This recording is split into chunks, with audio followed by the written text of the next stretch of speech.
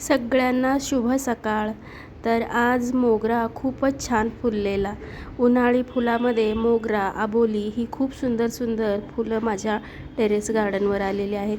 त्यापैकीच बऱ्यापैकी फुलं मी आज तोडली, कारण पूजेसाठी थोडी जास्तच फुलं हवी होती।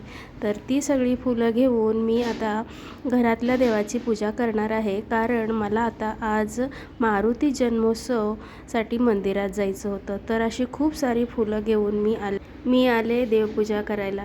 देवाची छान अशी पूजा झालेली आहे। एक छोटंसं नैवेद्य केलं होतं, स्वीट आणि नारळ फोडला, आणि नारळाचं पाणी घरात सगळीकडे शिंपडून मी थोडासा नाश्ता पण केला, कारण मंदिरात गेल्यानंतर उशीर होणार होतं हे माहीत होतं, कारण थोडीशी शॉपिंग पण करायची होती।